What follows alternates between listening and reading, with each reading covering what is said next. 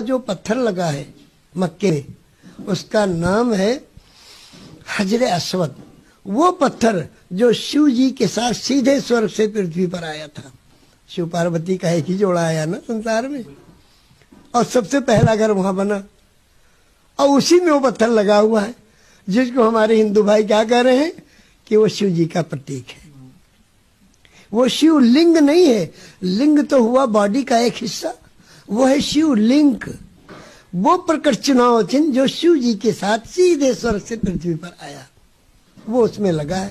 اس کو چومتے بھی ہیں, اس کے درشن بھی کرتے ہیں, مگر وہاں لڑائی جھگڑا کچھ نہیں ہوتا. بالکل بھائی جس کی باری آئے وہ چوم لو. پوری رات پورے دن پوری دنیا کے لوگ جاتے رہے تو وہ چومتے ہیں. Zain Rathore, Kanpur, U P, India. Sir میرا کوشچن یہ ہے کہ کعبے میں شیو لنگ کی حقیقت بتا دیجئے. کعبے میں شیو لنگ کی کیا حقیقت ہے؟ جب ہم بات کرتے ہیں تو مسلمانوں کو برا لگتا ہے. برا لگنے کی بات نہ جانے کیسے ہے یہ. اب ہماری ہی اسلامی کتابوں میں لکھا ہوا ہے کہ جب مکہ فتح ہوا تو وہاں پر 360 بت تھے.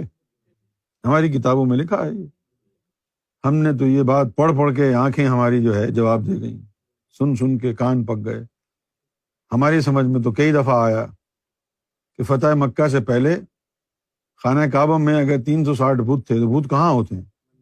تو پھر مندر ہوا کرتا تھا نا, یا نہیں؟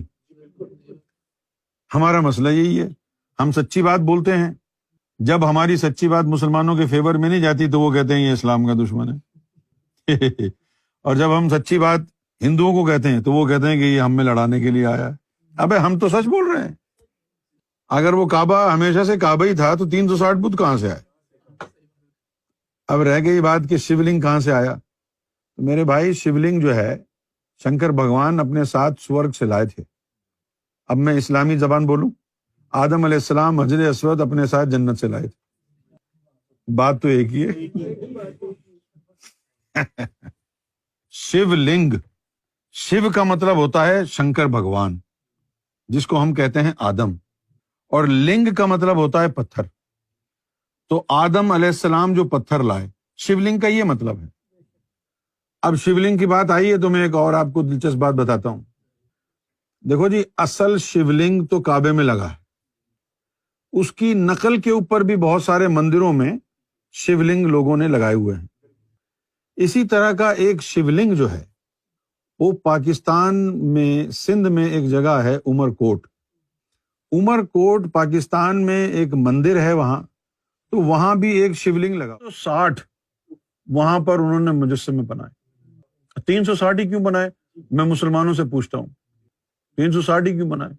وہ 360 اس لیے بنائے کہ آدم صفی اللہ نے ان کو سکھایا تھا ایک تعلیم تو تمہاری ظاہری ہے, دوسری تعلیم تمہاری باطنی ہے, جس کے اندر ہر دور میں 360 ولیوں کا محکمہ ہوگا. آج تک مسلمانوں میں یہ 360 ولیوں کا ہر دور میں محکمہ چلا آ رہا ہے, جس کا جو ہیڈ ہے وہ غوث الزماں ہوتا ہے. اس کے نیچے 3 قطب ہوتے ہیں, پھر 40 ابدال ہوتے ہیں, پھر 120 ابرار ہوتے ہیں, پھر نخبہ زنجبہ, یہ سارے مل کے 360 ولیوں کا ایک پورا ڈپارٹمنٹ ہوتا ہے. تو انہوں نے بھی 360 مجسمے اسی طرح بنائے تھے اپنے ولیوں کے. تم کو کیا پتا سناتن دھرما کیا ہے, ہندو دھرم, نہ تم کو پتا نہ ہندوؤں کو پتا. ایسے ہی چول مارتے رہتے ہیں سب. ہندوؤں کو بھی کدھر پتا ہے وہ 360 بت کیوں تھے, وہ تمہارے مسلمانوں میں 360 ولی کیوں ہوتے ہیں ہر دور میں. تو ان کا ان سے رابطہ نہیں تھا نا ولیوں سے, اس لیے 360 کے انہوں نے مجسمے بنا کے رکھے تھے. اور شیو لنگ اٹھا لیا تھا جبریل علیہ السلام نے. اب وہ کہتے کہ جو اس کے اندر صورت ہے رب کی, اب تو ہم اس سے محروم ہو گئے. چلو جو ہم نے پہلے کبھی دیکھا تھا نا شیو لنگ میں اس کی صورت کو, اسی کی طرز پر بناتے رہتے ہیں. ہو سکتا ہے کوئی ایک آدھ صورت تو اسے مل ہی جائے گی. اس لیے پھر یہ 360 وہاں پر مجسمے بنا کے رکھ دیے, اور یہ پھر کہانی چلتی رہی.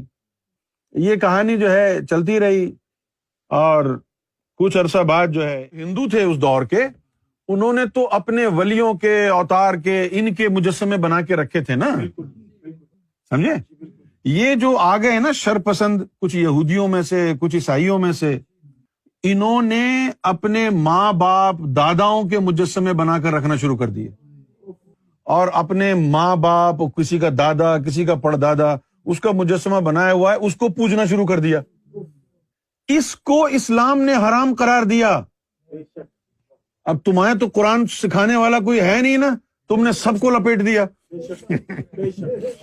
تم نے کہا یہ ہندو بھی کافر ہے، وہ ہندو کی طرف سے کافر ہے، وہ تو اسی مورت کو پوج رہے ہیں نا جو رب کی ہے۔ وہ جو بعد میں یہودی آئے شر پسند، سارے یہودی نہیں، کچھ جنہوں نے اپنی تعلیمات میں گڑبڑ کر دی تھی، جن عیسائیوں نے اپنی تعلیمات میں گڑبڑ کر دی تھی، انہوں نے اپنے رشتہ داروں کے، اپنے ماں باپ کے، اپنے دادا کے، کسی نے اپنے ماما کے، چچا کے بت بنا کے رکھ دیے وہاں پہ، اور پھر جناب وہ آتے اور اپنا شجرہ نسب بیان کرتے، اے فلاں ابن فلاں، اے فلاں ابن فلاں، تیری یہ شان ہے، تیری وہ شان ہے، تو ایسا تھا، تو ویسا تھا۔ یہ جو ہے پوجا پاٹ ہونے لگی رشتہ داروں کی، رب کا تو نام ہی نہیں تھا۔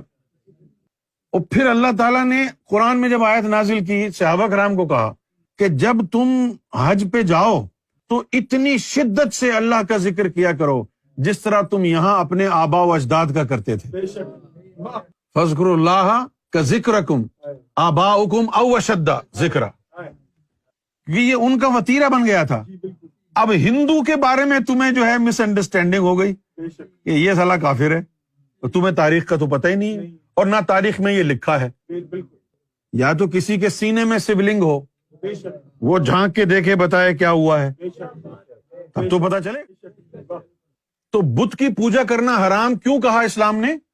کہ اس کی پوجا کی جا رہی ہے، اس بت کی جو رب کا نہیں ہے، جو تم نے اپنے ماتا پتا کو بنا کے بٹھا دیا ہے وہاں پر۔ ہاں، اپنے پیرنٹس، اپنے گرینڈ پیرنٹس، ان کے بت بنا کے بٹھا دیے ہیں۔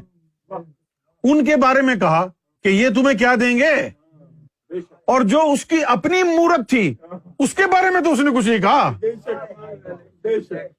مکہ مکیشور مہادیو کا مندر تھا۔ حضرت محمد صلی اللہ تعالی علیہ وسلم معاذ اللہ اس مہادیو کی پوجا کرتے تھے۔ حجر اسود ہندوؤں کا شیولنگ ہے۔